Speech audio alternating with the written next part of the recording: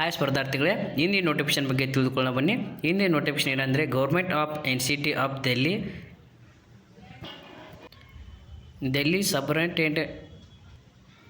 ಸಬ್ ordinate service selection ಬೋರ್ಡ್ನಲ್ಲಿ ಖಾಲಿ ಇರುವ ವಿವಿಧ ರೀತಿ ನೇಮಕಾತಿಯನ್ನು ಕರೆದಿದ್ದು ನೋಡ್ರಿ. ಕಂಬೈನ್ ಎಕ್ಸಾಮಿನೇಷನ್ 2025 ಪೋಸ್ಟ್ ಬಂದುಬಿಟ್ಟು ಮಲ್ಟಿ ಟಾಸ್ಕಿಂಗ್ ಸ್ಟಾಫಲ್ಲಿ ಖಾಲಿ ಇರುವ ಅಂದರೆ MTS ಹುದ್ದೆಗಳು ಖಾಲಿ ಇದ್ದು, ಈ ಹುದ್ದೆಗೆ ನಾವು ಯಾವ ರೀತಿ ಅಪ್ಲಿಕೇಶನ್ ಹಾಕಬೇಕು ಮತ್ತು ಎಜುಕೇಷನ್ ಕ್ವಾಲಿಫಿಕೇಷನ್ ಯಾವ ರೀತಿ ಅದಾವ, ನಾವು ಪೋಸ್ಟ್ ಎಷ್ಟು ಖಾಲಿ ಇದಾವೆ ಅಂತ ನೋಡೋಕ್ಕಿಂತ ಮುಂಚೆ ಇನ್ನೂ ನಮ್ಮ ಚಾನಲ್ಗೆ ಯಾರು ಸಬ್ಸ್ಕ್ರೈಬ್ ಆಗಿಲ್ಲ ದಯವಿಟ್ಟು ಸಬ್ಸ್ಕ್ರೈಬ್ ಮಾಡ್ಕೊಳ್ಳಿ.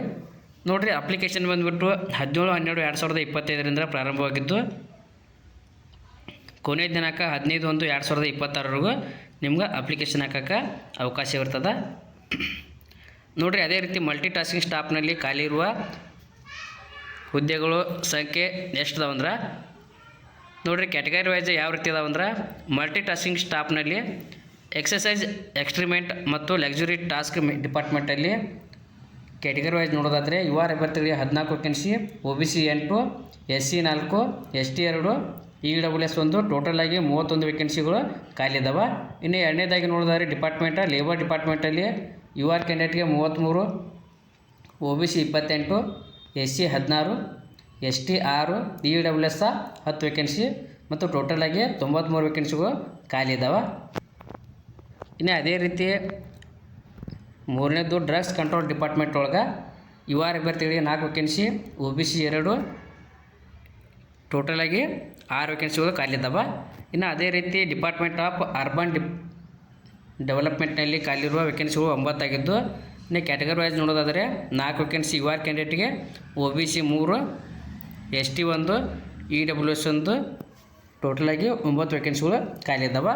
ಅದೇ ರೀತಿ ಪಬ್ಲಿಕ್ ಗ್ರೀವನೆನ್ಸ್ ಡಿಪಾರ್ಟ್ಮೆಂಟ್ ಒಳಗೆ 5 ವೇಕೆನ್ಸಿಗಳು ಖಾಲಿ ಇದ್ದು, ಕ್ಯಾಟಗರಿ ವೈಸ್ UR ಕ್ಯಾಂಡಿಡೇಟ್ಗೆ 4 ವೇಕೆನ್ಸಿ, OBC 1, ಟೋಟಲಾಗಿ 5 ವೇಕೆನ್ಸಿಗಳು ಖಾಲಿ ಇದ್ದಾವೆ.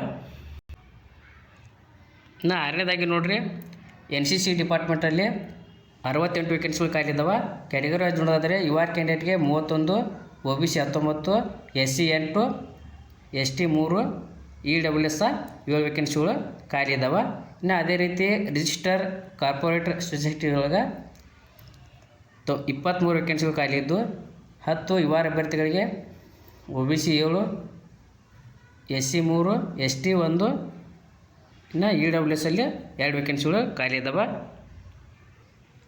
7ನೇದರೊಳಗೆ ಜನರಲ್ ಅಡ್ಮಿನಿಸ್ಟ್ರೇಟಿವ್ ಡಿಪಾರ್ಟ್ಮೆಂಟಲ್ಲಿ 99 ವೇಕೆನ್ಸಿ ಖಾಲಿ ಇದ್ದು, ಕ್ಯಾಟಗರಿ ವೈಸ್ ನೋಡೋದಾದರೆ 40 ವೇಕೆನ್ಸಿಗಳು UR ಅಭ್ಯರ್ಥಿಗಳಿಗೆ, OBC 27, SC 15, ST 8 ಹುದ್ದೆಗಳು, ಇನ್ನು EWS ಅಭ್ಯರ್ಥಿಗಳಿಗೆ 9 ವೇಕೆನ್ಸಿ ಖಾಲಿ ಇದ್ದಾವೆ. ಇನ್ನು ಆಫೀಸರ್ ಆಫ್ ದ ಲೋಕಾಯುಕ್ತ ಒಳಗೆ 6 ವೇಕೆನ್ಸಿ ಖಾಲಿ ಇದ್ದಾವೆ. ನೋಡಿರಿ, ಇದರ ಕ್ಯಾಟಗರಿ ವೈಸ್ ಯಾವ ರೀತಿ ಹಂಚಿಕೆ ಮಾಡಲಾಗಿದೆ ಅಂದ್ರೆ 2 UR ಅಭ್ಯರ್ಥಿಗಳಿಗೆ, OBC 3 ಮತ್ತು EWS 1 ವೇಕೆನ್ಸಿ ಖಾಲಿ ಐತಿ. ಇನ್ನು ಡೆವಲಪ್ಮೆಂಟ್ ಡಿಪಾರ್ಟ್ಮೆಂಟಲ್ಲಿ 231 ವೇಕೆನ್ಸಿ ಅಂದರೆ ಹೈಯೆಸ್ಟ್ 231 ವೇಕೆನ್ಸಿಗಳು ಡೆವಲಪ್ಮೆಂಟ್ ಡಿಪಾರ್ಟ್ಮೆಂಟಲ್ಲಿ ಖಾಲಿ ಇರ್ತವೆ. ಅದೇ ರೀತಿ UR ಅಭ್ಯರ್ಥಿಗಳಿಗೆ 100 ವೇಕೆನ್ಸಿ, 77 OBC, 3 SC, 21 ST ಅಭ್ಯರ್ಥಿಗಳಿಗೆ ಮತ್ತು EWS ಅಭ್ಯರ್ಥಿಗಳಿಗೆ 30 ವೇಕೆನ್ಸಿಗಳು ಖಾಲಿ ಇದ್ದಾವೆ. ಇನ್ನು ಅದೇ ರೀತಿ ನೋಡೋದಾದರೆ ಮುಂದೆ department of food supplier and consumer affairs ಒಳಗೆ 140 ವೇಕೆನ್ಸಿಗಳು ಖಾಲಿ ಇದ್ದಾವೆ. ಕ್ಯಾಟಗರಿ ವೈಸ UR ಅಭ್ಯರ್ಥಿಗಳಿಗೆ 57 ವೇಕೆನ್ಸಿ, ಇನ್ನು OBC ಅಭ್ಯರ್ಥಿಗೆ 37, SC 21, ST 11, EWS ಅಭ್ಯರ್ಥಿಗಳಿಗೆ 14 ವೇಕೆನ್ಸಿಗಳು ಖಾಲಿ ಇದ್ದಾವೆ. ಇನ್ನು ಕೊನೆಯದಾಗಿ ನೋಡೋದಾದರೆ ಸಾಹಿತ್ಯ ಕಲಾ ಪರಿಷತ್ತೊಳಗೆ 3 ವೇಕೆನ್ಸಿಗಳು ಖಾಲಿ ಇದ್ದಾವೆ. ಇನ್ನು ಕ್ಯಾಟಗರಿ ವೈಸ ಅವು UR ಅಭ್ಯರ್ಥಿಗಳಿಗೆ ಮೀಸಲಿಡಲಾಗಿದೆ. ಟೋಟಲ್ ಆಗಿ ಮಲ್ಟಿ ಟಾಸ್ಕಿಂಗ್ ಸ್ಟಾಫ್ನಲ್ಲಿ ಖಾಲಿ ಇರುವ ಹುದ್ದೆಗಳ ಸಂಖ್ಯೆ ಎಷ್ಟಪ್ಪ ಅಂದರೆ ನೋಡಿರಿ, 302 UR ಅಭ್ಯರ್ಥಿಗಳಿಗೆ, OBC ಅಭ್ಯರ್ಥಿಗಳಿಗೆ 212 ವೇಕೆನ್ಸಿ, ಇನ್ನು SC ಅಭ್ಯರ್ಥಿಗಳಿಗೆ 70, 53 ST ಅಭ್ಯರ್ಥಿಗಳಿಗೆ 77, EWS ಅಭ್ಯರ್ಥಿಗಳಿಗೆ. ಇನ್ನು ಟೋಟಲ್ ಆಗಿ ಖಾಲಿ ಇರೋ ವೇಕೆನ್ಸಿ ಅಂದರೆ 714 ವೇಕೆನ್ಸಿ ಹುದ್ದೆಗಳು MTSನಲ್ಲಿ ಖಾಲಿ ಇರ್ತವೆ.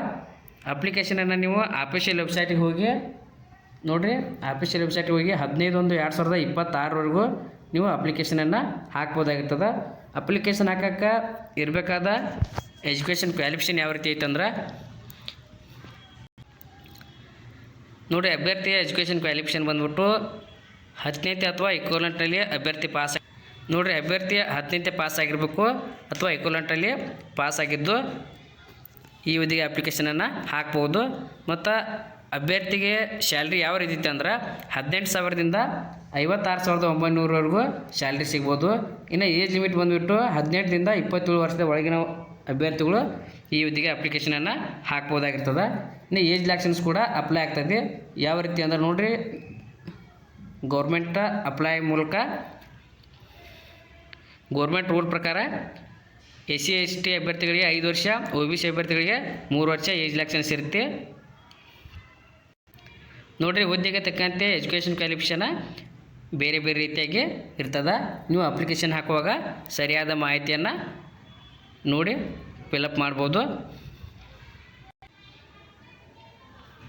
ನೋಡಿರಿ, ಡೆಲ್ಲಿಯಲ್ಲಿ ಐತಂದ್ರೆ ಡೆಲ್ಲಿಯವರು ಅಷ್ಟೇ ಅಪ್ಲೈ ಮಾಡುವಂತಿಲ್ಲ, ಆಲ್ ಇಂಡಿಯನ್ ಪರ್ಮಿಟ್ ಎಲ್ಲರೂ ಅಪ್ಲಿಕೇಶನನ್ನು ಹಾಕ್ಬೋದಾಗಿರ್ತದೆ. ಅಪ್ಲಿಕೇಶನನ್ನು ಆಫಿಷಿಯಲ್ ವೆಬ್ಸೈಟಿಗೆ ಹೋಗಿ ಹಾಕ್ಬೋದು. ನೋಡಿರಿ, ಅಪ್ಲಿಕೇಶನ್ ಫೀ 100 ರೂಪಾಯಿ ಆಗಿದ್ದು, ಇದು ಯಾರ್ಯಾರಿಗೆ ಅಪ್ಲಿಕೇಶನ್ ಫೀ ಇರುವುದಿಲ್ಲ ಅಂದ್ರೆ ನೋಡಿರಿ, ವುಮೆನ್ ಕ್ಯಾಂಡಿಡೇಟ್ಗೆ, SC ST ಮತ್ತು PWBD ಎಕ್ಸ್ ಸರ್ವಿಸ್ ಮ್ಯಾನ್ ಅಭ್ಯರ್ಥಿಗಳಿಗೆ ಯಾವುದೇ ರೀತಿ ಅಪ್ಲಿಕೇಶನ್ ಫೀ ಇರುವುದಿಲ್ಲ. ಇನ್ನು ಉಳಿದ ಅಭ್ಯರ್ಥಿಗಳಿಗೆ ಎಲ್ಲ ರೀತಿಯ ಅಭ್ಯರ್ಥಿಗಳಿಗೆ 100 ರೂಪಾಯಿ ಅಪ್ಲಿಕೇಶನ್ ಫೀ ಇರ್ತದೆ. ಅಪ್ಲಿಕೇಶನ್ ಫೀಯನ್ನು ನೀವು SBI ಪೇ ಮೂಲಕ ಅಂದರೆ ಆನ್ಲೈನ್ ಪೇಮೆಂಟ್ ಮೂಲಕ ಅಪ್ಲಿಕೇಶನ್ ಫೀಯನ್ನು ಪೇಮೆಂಟ್ ಮಾಡ್ಬೋದು.